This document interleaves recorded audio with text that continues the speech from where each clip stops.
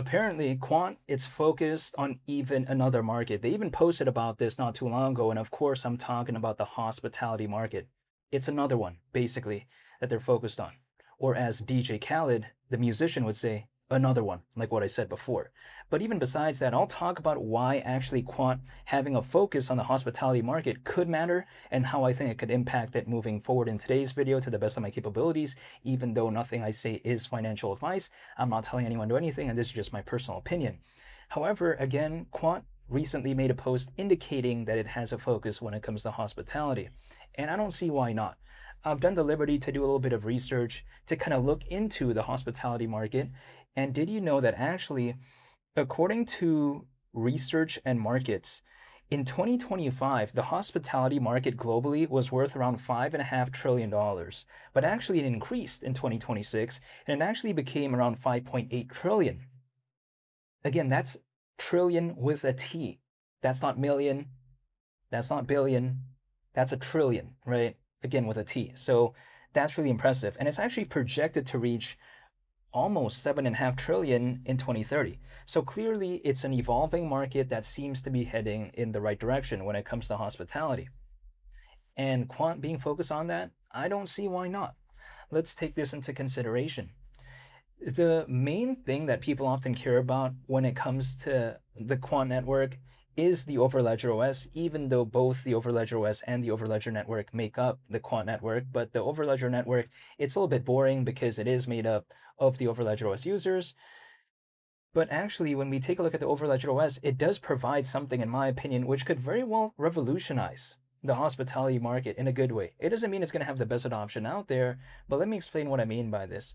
If we take a look at the concept of a multi-chain application, let's say I'm a developer, I don't have to be stuck building on only just one blockchain. A multi-chain application by nature is an application that is built on top of multiple blockchains instead of just one. And the Overledger OS allows for that to be built, right? It allows for something called a multi-chain application to be built, which inherently I think could very well streamline a lot of aspects when it comes to hospitality. Take a look at, for instance, a lot of other projects out there, they say they're focused on hospitality, but some of these developers, in some cases, they're only building on just one blockchain, which is kind of limiting because we have to consider there's no perfect layer one blockchain, in my opinion, or just any perfect blockchain in general. This is just my perspective. So there needs to be a way to actually take advantage of multiple blockchains instead of just one, because again, one is just very limiting. It's like, for instance, let's say I was using a t-shirt, jeans, shoes, my hat, let's say, my watch, and for whatever reason, it all had to be one brand. That's very limiting, right? Because one brand may be good at making a t-shirt, but the other one may be better at making a hat, or let's say a watch, or let's say shoes. There needs to be specializations, in my opinion. So when it comes to the Overledger OS, it allows for that exactly, right? It allows for, let's say I want to build an application that takes advantage of the speed of the Stellar blockchain, or let's say the security of the Bitcoin blockchain, and that's a total game changer in my opinion. So again, that could greatly help when it comes to the hospitality market. I think that multi-chain applications could greatly help when it comes to loyalty programs, for instance, when it comes to hotels or something like that. Or let's say when it comes to data management, or not to mention actually also supply chain management. Sometimes people don't really consider this, but supply chain management is pretty massive as well. It's a really big narrative. Take a look at VeChain. That's really focused on supply chain management. VeChain is also focused on AI recently. But again, its bread and butter is supply chain management, and take a look at how massive VeChain is historically speaking. So we do know that the Overledger OS, it could have these capabilities to revolutionize those type of areas, especially when it comes to the hospitality market. But it really hasn't had the chance or opportunity to yet in a massive way because not many developers have kind of, I guess, moved towards the Overledger OS in such a massive way. We haven't really seen that yet. But what happens if we do see that? I think it'd be pretty fantastic because the Overledger OS, it's ready for adoption. It's already there. It already can allow these revolutionary things. It's waiting right there. All it needs to do is wait for that wave for a lot of developers to enter. But especially as of right now, a lot of developers really won't want to enter, usually, because the market isn't doing the best. That's the thing. But at least it's ready. The equipment, so to speak, if I were to put an analogy, it's ready. It's right there.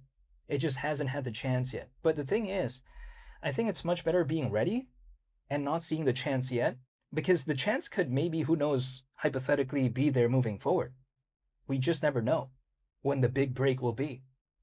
But at the same time, it's much better being prepared for that as opposed to chasing later on. It's like, for instance, Amazon for quite a while, when it comes to what Jeff Bezos built, it wasn't really popping initially, right? People didn't really care about it. But once that wave really kicked in when it comes to online shopping and e-commerce, that's when Amazon truly shined because they were ready the entire time. You know what I mean? The fundamentals were already there. It was already prepared. It just needed that right chance and opportunity, and it did eventually receive it historically, as what we've seen with Amazon. We haven't seen that when it comes to Quant yet, though. But it's only time will tell type of scenario. Sometimes it requires waiting. Just take a look at Jeff Bezos. I mean, he had to wait, right? So what, we don't have to wait? You know what I mean? If he has to wait, I'm pretty sure that, hypothetically, I may have to wait as well. I don't know. But I'm just saying.